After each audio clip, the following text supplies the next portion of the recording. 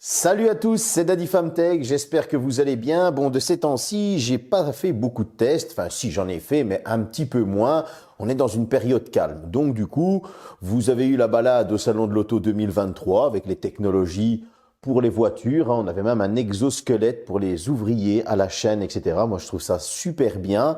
Et du coup, je me suis dit, bah, tiens, on va retester un petit smartphone. Il y en a que j'ai pas eu l'occasion de tester durant cette année. Et c'est assez sympa de pouvoir reprendre certains smartphones, surtout quand ils sont à un prix très intéressant. J'ai envie de dire que dans sa version la moins chère en 64 Go, on est à moins de 200 €.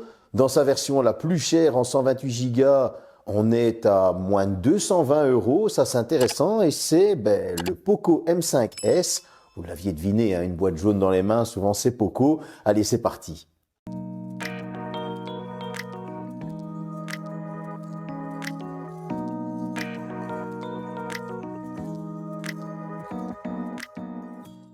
Bon, ce Poco M5S, petit, oui, fin, oui, très agréable, mais en puissance, ça on verra par la suite. En tout cas, c'est un cousin du Redmi Note 11S. Et comme je vous le disais, il est assez fin. Les blocs optiques à l'arrière reprennent les formes du Redmi Note 11, on ne va pas se le cacher. On a cette Poco Touch, hein, donc toujours cette bande noire qui apparaît de temps en temps, qui est mise d'une certaine manière ici.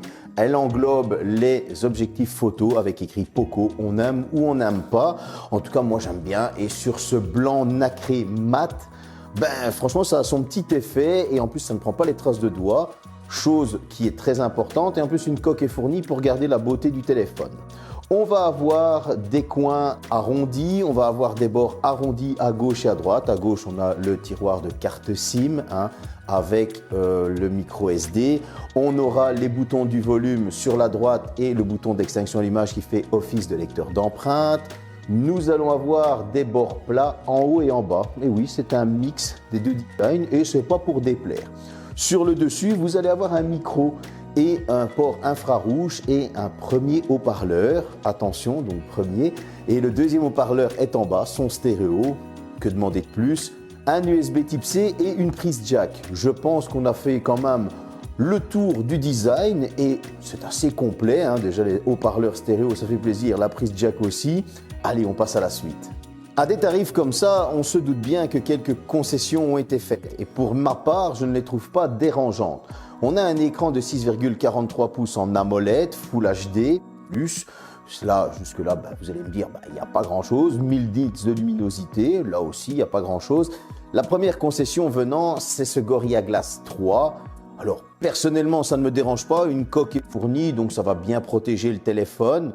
Maintenant, la deuxième concession, c'est ce taux de rafraîchissement qui est à 60 Hz. Moi, encore une fois, ça ne me dérange pas. J'ai trouvé que scroller sur ce téléphone, c'était assez fluide. Jouer sur ce téléphone, c'était très fluide. Et consommer du contenu, il n'y avait pas de problème. On a une très bonne image. Franchement, elle est de même de très bonne qualité.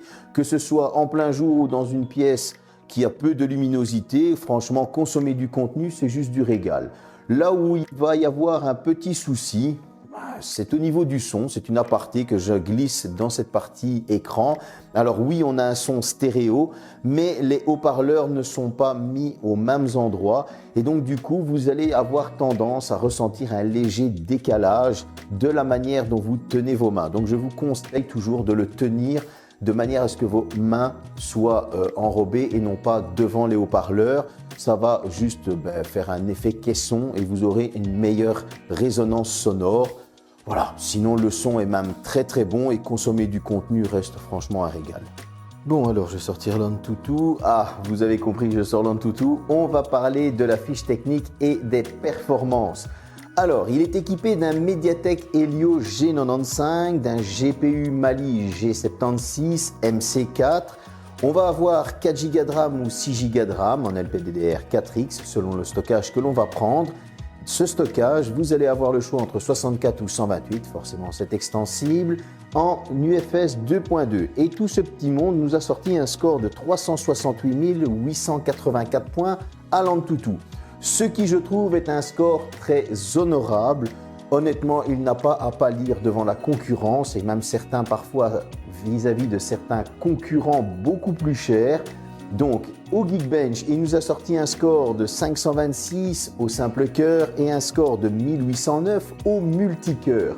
Encore une fois, là, on est sur de très bonnes performances, surtout pour un smartphone à moins de 220 €. Il n'y a pas franchement à le critiquer.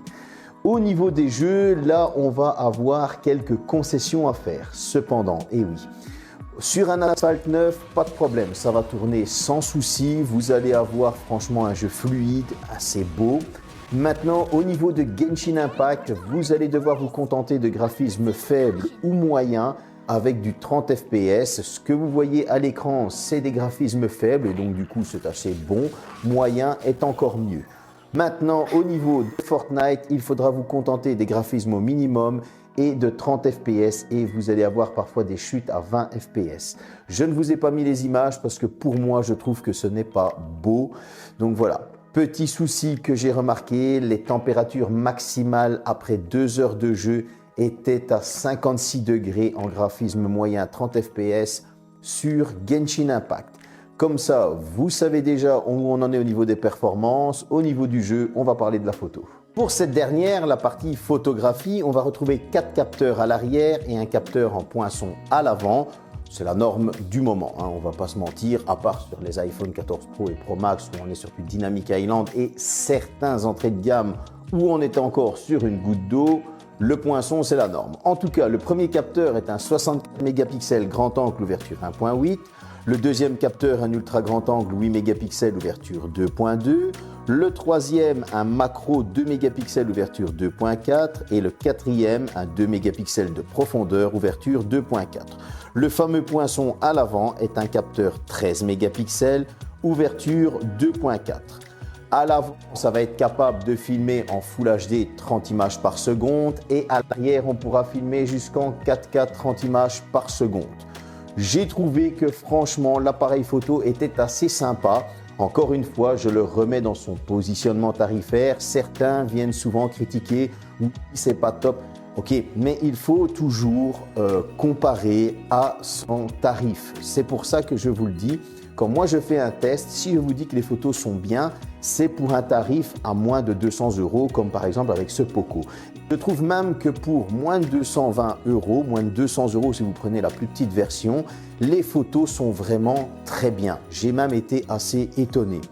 Pour l'occasion, je vous envoie au Château des Comtes, centre Marcel Marlier. Vous connaissez Martine, vous savez, Martine à la plage, etc.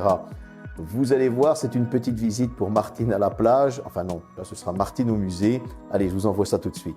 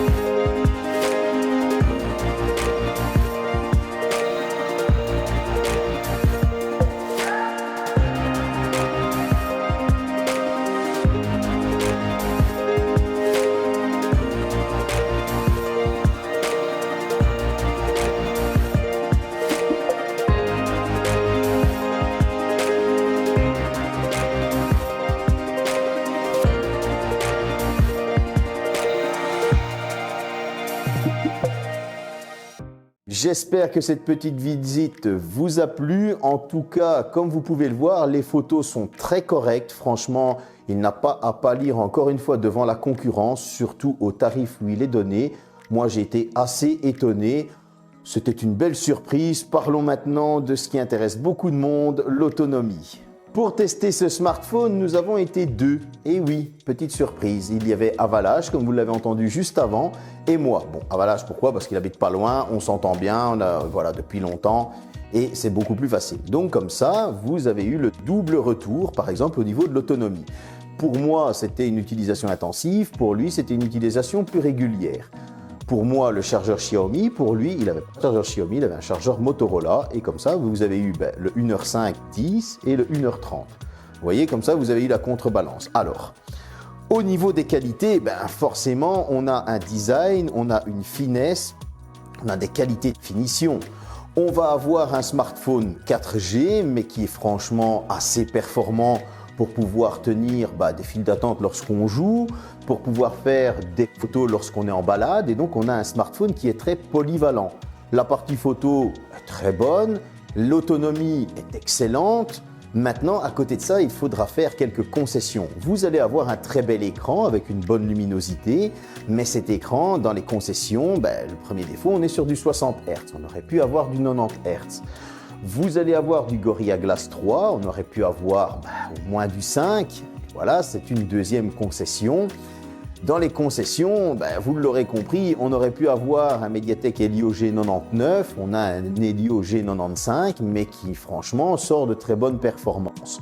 Et encore une fois, dans les concessions, ce chargeur qui n'est pas fourni, c'est assez décevant. Donc, vous avez des concessions qui n'en sont pas, mais par contre, moi, j'aurais aimé quand même vraiment ce chargeur.